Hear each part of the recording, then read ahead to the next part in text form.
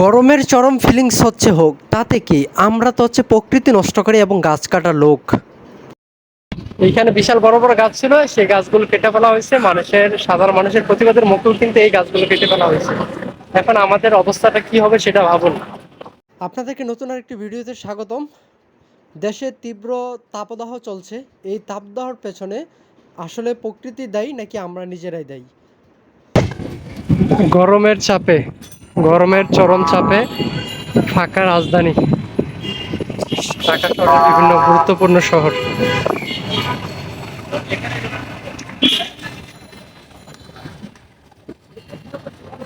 দেখছেন গরমের কেমন বিপর্যয় সাধারণ মানুষের এবং ঢাকা শহরের খেটে খাওয়া মানুষের।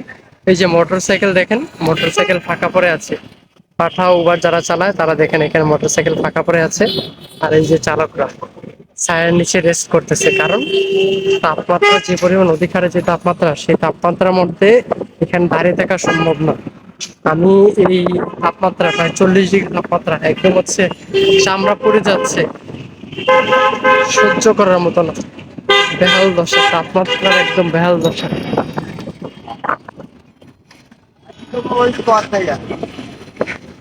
যারা খেটে খাওয়া মানুষ আছে তাদেরকে ছাড়া, শুধুমাত্র রিক্সা চালক ছাড়া আপনি ঢাকা শহরের এই মুহূর্তে ঢাকা শহরে কোথাও কোনো মানুষ দেখতে পাবেন না।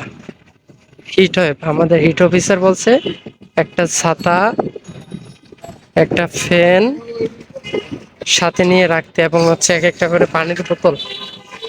এই যে আমরা কিন্তু দেখছিলাম কিছু কিছু জায়গায় নিরাপদ পানির ব্যবস্থা করে দেওয়া হয়েছে, কিন্তু সেগুলো যথেষ্ট না। যে পর্যায়ে দেওয়া হচ্ছে আপনাদেরকে আমরা দেখাবো কোথায় কোথায় দেওয়া আছে। এখন আপনারা দেখছেন সীমান্ত প্লাজার ঠিক সামনে, এবং জিগাতলা বাস স্ট্যান্ড। এখানে জিগাতলা বাস স্ট্যান্ড বলা হয়। একদম সম্পূর্ণটা কিন্তু ফাঁকা। ঈদের সময় ঢাকা শহর যেরকম ফাঁকা থাকে তার থেকে বেশি পরিমাণে ফাঁকা কিন্তু এখন ঢাকা শহর। ঢাকা শহর গরমের কারণে কি পর্যায়ে গেছে আপনারা সেই জিনিসটা দেখছেন। একদম ফাঁকা, গুরুত্বপূর্ণ। এই যে আমরা এখানে পাচ্ছি, এই যে এখানে এই যে জিগাতলা ট্রাফিক পুলিশের সামনে কিন্তু এখানে আমরা একটা পাচ্ছি নিরাপদ পানির। যারা খেটে খাওয়া মানুষ আছে তারা কিন্তু সেখান থেকে পানি খাচ্ছে, এবং সাধারণ যারা মানুষ আছে তারা কিন্তু পানি খাচ্ছে। জিগাতলা সামনে আর একটা আছে ধানমন্ডি বাস স্ট্যান্ড, ওইখানে আরেকটা পানি নিরাপদ পানির ব্যবস্থা আছে। এই সবগুলো জায়গায় আর এখানে জিগাতলা যাত্রী ছাউনি, হোটেল, রেস্টুরেন্ট সবই আছে। ব্যথা নাই, একদম গরমের চরম পর্যায়ে সবাই পকেটে ঢুকে গেছে। যার যতটুকু সম্ভব কাজ, যাদের কাজ আছে, বিশেষ কাজ আছে, তারাই বাসা থেকে বের হচ্ছে, এছাড়া কেউ বাসা থেকে বের হচ্ছে না।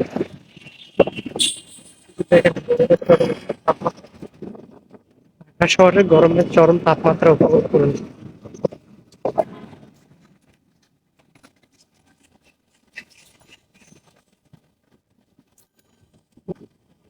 এই যে এই রাস্তাগুলো, এই যে সীমান্ত স্কয়ার থেকে শুরু করে ধানমন্ডি 27 নম্বর পর্যন্ত, এই সবগুলো রাস্তায় কিন্তু বিশাল বড় বড় গাছ ছিল রাস্তার দুই পাশে। যেহেতু এটা দুই পাশে রোড, 1 বাই 1। এই পাশে এই যে মাঝখানে যে ব্যারিকেডটা আছে বা বেলিংটা আছে, এই বেলিংটার মধ্যে কিন্তু সবগুলো বড় বড় গাছ ছিল। এই বড় বড় গাছ রক্ষা করার জন্য মানুষ কিন্তু সাধারণ যারা মানুষ আছে এবং গাছ রক্ষার যে কমিটি, সেই কমিটি কিন্তু মাঠে নেমে আসছিল এই গাছ রক্ষা করার জন্য। কে শুনে কার কথা? রাত্রে চুরি করে করে কিন্তু এই গাছগুলো কেটে ফেলা হয়েছে। এখন গাছ রোপণ করা হয়েছে, দেখেন কি গাছ রোপণ করা হয়েছে, যে ফুল গাছ। এখানে কিন্তু আগে বিশাল বড় বড় গাছ ছিল, যেখানে প্রচুর ছায়া পাওয়া যেত, আর এখন লাগানো হয়েছে, রোপণ করা হয়েছে ফুল গাছ।